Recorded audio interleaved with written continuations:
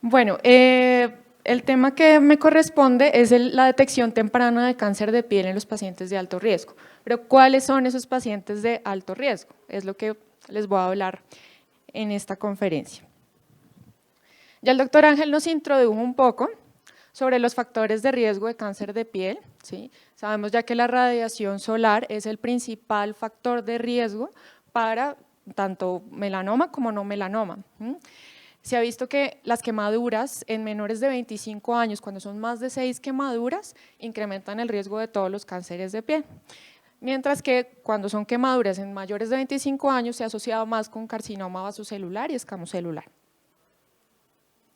Las cámaras bronceadoras. Ya hay bastantes estudios, metaanálisis, mucha evidencia que aumentan el riesgo para cáncer de piel. No solamente melanoma, sino también carcinoma escamocelular. Adicionalmente, pues se ha visto que se ha asociado con tener más de 50 NEUs, las pacientes que han utilizado cámaras bronceadoras, NEUs atípicos, más léntigos solares y también lesiones sospechosas de melanoma. Las pacientes que se han expuesto entre 20 a 35 años se ven incrementado en su riesgo para carcinoma vasocelular a la edad de 55 años. Como esta es una tecnología pues relativamente reciente, es ahora que estamos viendo las consecuencias de haber utilizado una cámara bronceadora a una edad temprana y sobre todo en la adolescencia. Una exposición a cámara bronceadora, solamente una exposición antes de los 18 años, pues aumenta significativamente el riesgo de cáncer de piel.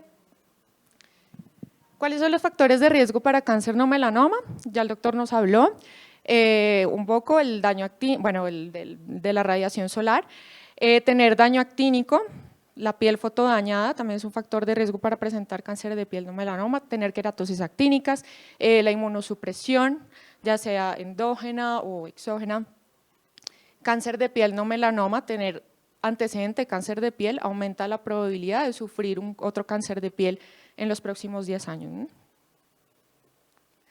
Específicamente para el melanoma, ¿cuáles son los factores de alto riesgo? Un paciente que tenga más de 100 NEUs es un paciente que tiene un alto riesgo para melanoma. También tener NEUs atípicos, es más de 5 sobre todo, es un factor de riesgo muy importante. El síndrome de NEUs displásico o atípico, que digamos no se enseña muy frecuentemente, pero es importante conocerlo, saber cuál es el paciente que tiene síndrome de NEUs atípico porque va a tener un riesgo mucho más alto para melanoma. Tener 2 familiares o más afectados con melanoma y los portadores de la mutación CDKN2A que tienen un riesgo grandísimo, 500 veces más de tener un melanoma. La historia personal de melanoma también es un factor de riesgo que se debe tener en cuenta. ¿Cuáles son las ventajas de realizar una detección temprana y un tamizaje en los pacientes de alto riesgo? Nos mejora, por supuesto, el pronóstico al detectar en estadio temprano, pues va también a disminuir los costos de los tratamientos, mejor pronóstico para el paciente, una mejor supervivencia. Al estar el tumor de menor tamaño, pues va a requerir una menor área quirúrgica. También reduce los efectos adversos de las terapias sistémicas que pueda requerir si, por ejemplo, está ya en un estadio avanzado. Y aunque en el momento hay poca evidencia de cada cuánto se deben hacer los intervalos de ese tamizaje o ese seguimiento, sí se ha visto pues, que es importante realizarlo, ¿no?, en estos pacientes de alto riesgo. En un estudio poblacional de tamizaje poblacional alemán, se encontró que los factores de riesgo principales con los cuales se incrementaba el valor predictivo, se incrementaba la probabilidad de encontrar un melanoma en estos pacientes, eran la historia personal de melanoma, tener NEUs atípicos y tener más de 40 NEUs. Solo con más de 40 NEUs ya se incrementaba la probabilidad de diagnosticar un melanoma. Y cualquier de estos factores también se asoció con un incremento de la detección de melanoma, ¿no? Entonces, el antecedente melanoma, los NEUs atípicos y más de 40 NEUs. Cualquier factor de riesgo, cualquiera de estos tres, se asoció con un OR se evidenció un OR de 19.3. Hay un poco de diferencia en las áreas del mundo para establecer los factores de riesgo, ¿no? Para melanoma. Algunos incluyen la piel clara, otros incluyen la historia de exposición solar intermitente. En Latinoamérica, pues los datos prácticamente están de Brasil, que es de pronto los que más han escrito de Latinoamérica, los que más han publicado. Entonces, estos estudios y estas evaluaciones nos permiten hacer una estratificación del riesgo. Podemos dividir los pacientes en alto riesgo y los pacientes de muy alto riesgo.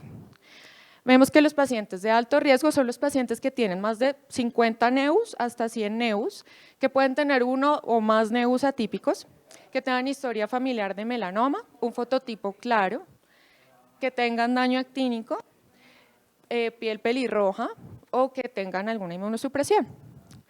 Y ya los pacientes que tienen muy alto riesgo son los pacientes que tienen más de 100 NEUs, más de 5 atípicos, 2 o más casos de melanoma familiar, antecedente personal de melanoma. Miren que la púa, más de 250 sesiones también se considera como alto riesgo para melanoma y bueno, cáncer de piel también, no melanoma, y la mutación del CDKN2A. Contamos con tecnologías no invasivas para detección temprana del cáncer de piel. Tenemos la dermatoscopia. Ya tenemos los equipos pues, que integran un software para hacer un seguimiento dermatoscópico y también para realizar fotografía corporal total. La microscopía confocal, la tomografía con coherencia óptica, que no contamos con ella en Colombia, y se están desarrollando actualmente algoritmos de inteligencia artificial que permitan, pues, digamos, equipararse al diagnóstico de los dermatólogos que están entrenados. ¿Para qué hacemos dermatoscopia? Nos permite disminuir las resecciones innecesarias, nos permite detectar tempranamente el cáncer de piel, e incluso lesiones de 1 o 2 milímetros ya presentan estructuras que son compatibles con malignidad y eso pues nos ayuda a mejorar el pronóstico del paciente, ¿no? Y adicionalmente pues nos ayuda a mejorar la precisión diagnóstica. Sabemos que la dermatoscopia, comparado con el examen visual a simple vista, ¿sí?, es mucho más sensible y nos permite hacer un diagnóstico mucho más preciso. En casos en los que tenemos lesiones únicas, por ejemplo, en este paciente tiene una sola lesión, es una lesión que estaba creciendo, que estaba cambiando, digamos que sí cumple con el ABCDE, es discretamente asimétrica, tiene los bordes irregulares, el color, pues digamos que sí se le ve algo de gris, marrón oscuro, y pues tenía cambios, ¿no? Le ponemos la dermatoscopia y con la dermatoscopia podemos ver que tiene unos glóbulos atípicos, tiene pseudópodos, acá, tiene estructuras grisáceas, puntos grises, y pues esto era un melanoma. En lesiones únicas, pues digamos que no tiene mucha relevancia hacer como tal un seguimiento digital, ¿no? Pero por ejemplo este paciente, o estos pacientes, que tienen muchos NEUs, que tienen daño actínico, ¿qué hacemos ahí? ¿Lo seguimos en el consultorio? Un poco complicado. Autoexploración, pues es que son tantos NEUs y los pacientes cuando tienen menos de 10 les cuesta, entonces difícil. Y para mirarse la espalda también. ¿Cuál NEUs le quitarían? ¿Qué hacemos? Para estos pacientes es que es especial pues, el seguimiento digital. Y esta foto les traigo para mostrarles lo que no se debe hacer. Un paciente que es de alto riesgo, que tiene más de 100 NEUs, que está en seguimiento digital, Se perdió el paciente, no volvió, y pues ahí la importancia de que el paciente sea cumplidor y que venga a las citas. Se hizo resección con láser y bueno, ¿ustedes creen que se quita el riesgo de melanoma? No. No reduce el riesgo de melanoma porque pues es una condición genética y la mayoría de melanomas aparecen de novo, no sobre nevus, ni siquiera sobre nevus displásico.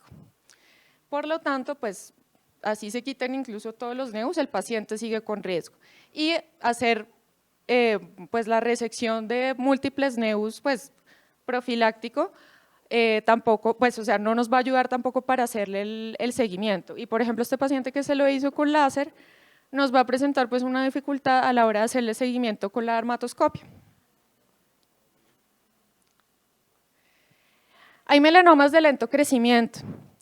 En el contexto de síndrome de nevus displásico, encontramos que hay melanomas que pueden simular o verse muy parecidos a los nevus displásicos, pero es en el seguimiento que podemos ver los cambios y los cambios que son significativos que nos indican que esa lesión puede ser un melanoma. Los nevus atípicos son más frecuentes en la población caucásica. Las pieles mestizas no son tan frecuentes, pero sin embargo, pues como estaba comentándonos el doctor Ángel, tenemos mucha inmigración y ancestros europeos, entonces hay población que sí tiene síndrome de nevus displásico. Tener un nevus displásico pues no se considera como tal que sea una lesión premaligna, ¿sí? Clark, que por allá en el 78 describió el modelo de progresión del nevus displásico a melanoma, pero pues ya se sabe que no es así, ¿sí? Tener nevus displásicos son marcadores de riesgo, pero el riesgo de que ese nevus displásico se transforme en melanoma, pues es muy bajo, es como 1 en 10.000. Y de hecho, los melanomas sobre nevus, la mayoría de los nevus son compuestos, no son displásicos, cuando se asocian a melanoma, ¿no? Estos son los criterios para el diagnóstico de síndrome de nevus displásico. Hay varios criterios, no hay, digamos, tanta uniformidad en los criterios, algunos pacientes cumplen con unos otros con otros criterios, pero en general un paciente que tenga más de 100 nevus, más de 2 nevus atípicos y uno mayor de 8 milímetros, pues es un paciente que probablemente pues tenga ya un síndrome de nevus displásico. ¿Qué hacemos en el seguimiento digital? Primero, tomamos fotografía corporal total. ¿Para qué? Para evaluar los cambios macroscópicos en las lesiones, ver si hay, por ejemplo, nevus que son nuevos o ver cambios macroscópicos también en las lesiones. Y luego hacemos la dermatoscopia secuencial. Esto para detectar cambios incipientes que no se ven con la macro, pero sí se ven con la dermatoscopia, más que todo para los melanomas de lento crecimiento. Entonces, por ejemplo, tenemos esta paciente, más de 50 nevus sin ningún otro factor de riesgo. Le encontramos esta lesión en 2 meses de seguimiento, la que está encerrada en rojo. Le hicimos la dermatoscopia y pues se encontró que tenía un patrón reticular prominente, una hiperpigmentación central.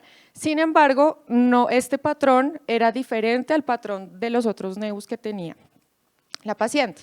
Se le recomendó tomar la biopsia. La paciente fue donde un cirujano, como se veía una lesión banal, 4 milímetros, le dijo, no, ¿para qué te vas a quitar eso? La paciente fue con la hija al control, nos mostró la lesión que no se la había quitado y vimos a los 4 meses que había presentado este crecimiento. En 4 meses es un crecimiento significativo y era un melanoma in situ. Entonces el seguimiento nos permite pues detectar esas lesiones en los mapas, lesiones nuevas, y la dermatoscopia, los cambios incipientes, ¿no? Tenemos este otro paciente, ya había tenido un melanoma hacía 1 año en el abdomen, y en el seguimiento digital encontramos esta lesión de 2 milímetros. La registramos, el paciente volvió al control a los 6 meses y también presentó un crecimiento significativo. Le encontramos el segundo melanoma con un Breslow de 0.4. Otras indicaciones también lo podemos utilizar en xeroderma pigmentoso, en nevus congénito gigante. Digamos que en nevus congénito gigante no podemos diagnosticar tan tempranamente el melanoma porque generalmente cuando sale pues es nodular, ¿sí? O está ya invasor. Pero sí, digamos que podemos tener un control más objetivo de los cambios del nevus. Y en estos nevus pues es muy importante la palpación también. Y el albinismo, cuando hay múltiples nevus. En daño actínico severo, generalizado y múltiples nevus también lo podemos hacer. Seguimiento de melanoniquias, sobre todo en los niños, que vemos tantas melanoniquias como inespecíficas y sabemos ya que las melanoniquias en niños pueden tener signos de melanoma que se ven en los adultos, en las uñas, pero la mayoría de las lesiones melanocíticas en los niños, en la uña, son benignas. Entonces, el seguimiento digital es especialmente útil en pacientes con síndrome de nevus displásico.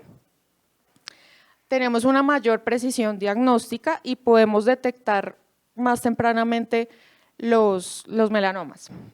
Reduce la tasa de excisión de nevus porque vamos directamente a resecar el nevus que ha presentado cambios y no pues el nevus que nos parece que sí y que no, porque pues en un paciente que tiene síndrome de nevus displásico, que tiene 20 nevus que todos se ven asimétricos, con varios colores, más de 5 milímetros, pues digamos que es de especial utilidad el seguimiento, ¿no?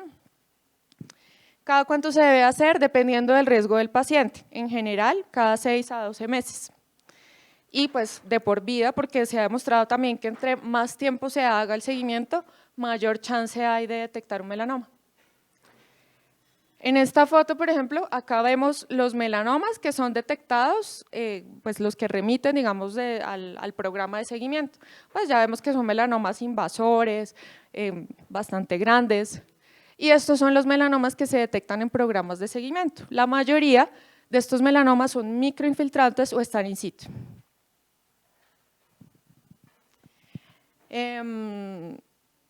Hay un 30% de los melanomas que aparecen en lesiones que no estamos monitorizando, pero por eso es importante también tomar la fotografía corporal total. Y bueno, en este otro estudio encontraron también melanomas pequeños, en pacientes con melanoma múltiple encontraron melanomas de 5 milímetros, menos de 5 milímetros. Pueden pasar desapercibidos a simple vista y lo que les decía, en un paciente con más de 100 nevus, tener una lesión de menos de 5 milímetros, pues es realmente un reto diagnóstico si no tenemos como tal las herramientas para hacer el seguimiento. Tenemos 2 equipos en Colombia, PhotoFinder, Molemax, ya cuentan con el código CUPS para autorizarlos en MiPres.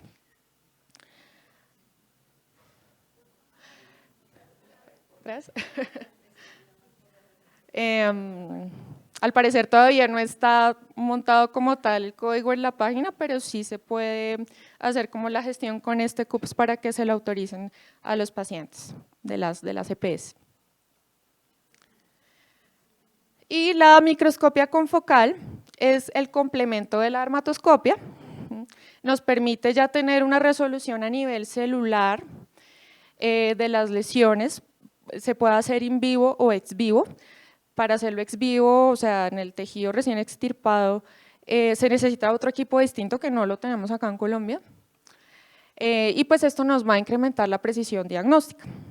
Nos sirve para realizar el examen, por ejemplo, diagnóstico al léntigo maligno, nos sirve para evaluar los márgenes del léntigo maligno, sobre todo antes de la cirugía de Mohs.